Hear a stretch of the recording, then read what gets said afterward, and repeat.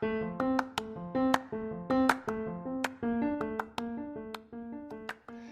there, I hope you're doing well.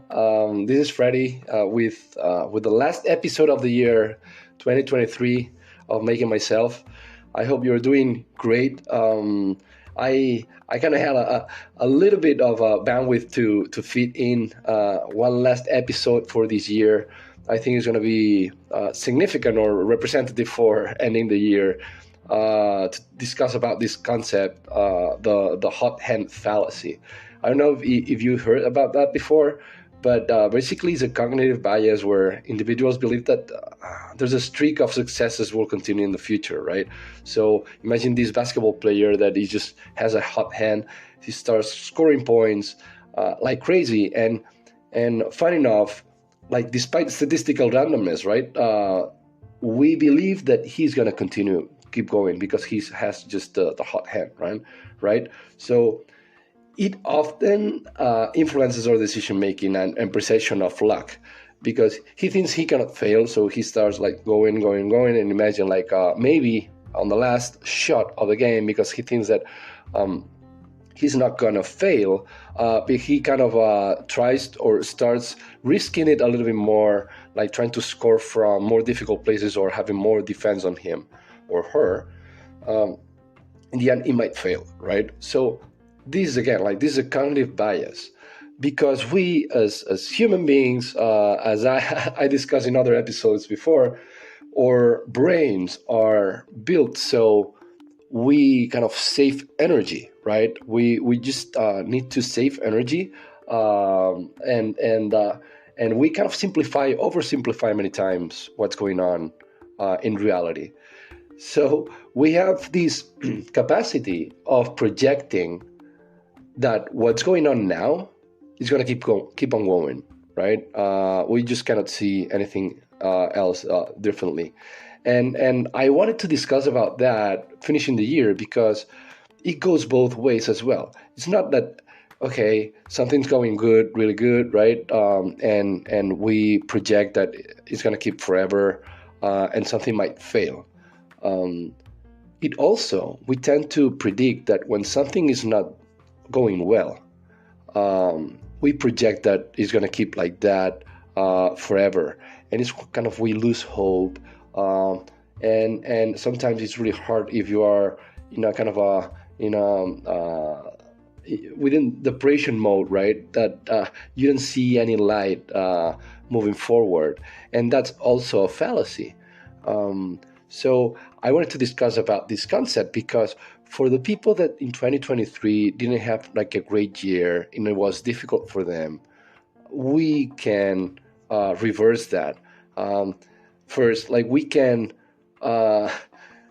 have and manage the perceptions of whatever happens to us. That's on us, and we need to keep going and we need to persevere, right? And I know it's easy to say and hard to do, but again, like whatever you're going through is not gonna last forever.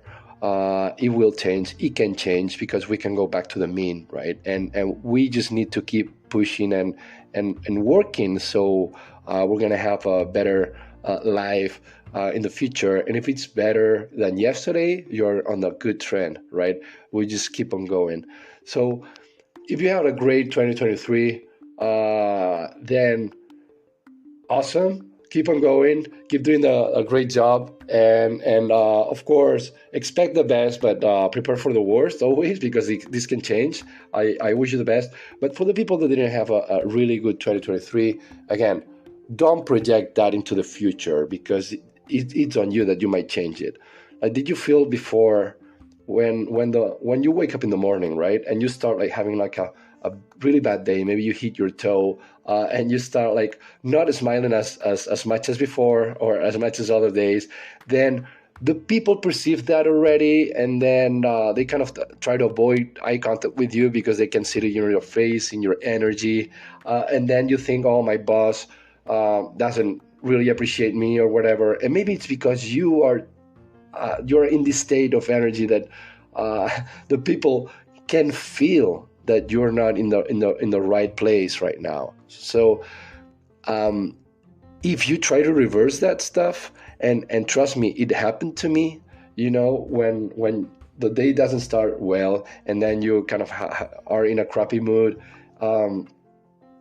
like things get worse and worse, like this negative downward spiral that you don't want to be in, because the farther you go, then the harder it is to reverse, right? So if you identify that and you don't project in the future that this negative stuff is going to keep on going, then you can identify it and you can reverse it. Like try to smile more, and try to make sure that the social environment perceives that you're okay, and you're kind of feeling in a good mood. Of course, this is hard to control many times, because not always you're gonna stay in this happy or this good energy mood. But if we can identify that, we can avoid to go to the downward spiral, and when we reverse that, like, good stuff can happen. So let's make sure that we care for the people that we are surrounded with, and also that the people that we're surrounded with have this quality, because it will make our lives easier as well, and the whole thing will be easier to reverse. We want to be surrounded by people that get that stuff and don't drag us down with them, right? And if there's people that they don't see it that way, let's help them to see that there's another way, that there's a better way. So I know it's hard for those that had a really difficult and non-deserving lack of events for this year. But again, it can be managed, especially on how we perceive that. Since we have to go through it anyway, let's try to reverse that. So I just wishing you the best for this 2023, and just reminding you that this hot hand fallacy, it just will make us to project the bad stuff that is happening to us. So keeping that in mind, I hope that if you have a bad year, you can reverse that. You will reverse that, and I'm hoping for you to have the best year. And looking forward for a great 2024, that you will have abundance, and you can fulfill many of the stuff that you have in mind and plan. But if not, just keep persevering, and find the happiness during the process, more than just try to find the goal by itself. Thanks so much for listening. Again, always happy to hear your feedback. And I see you on the next episode in 2024. Take care. Bye.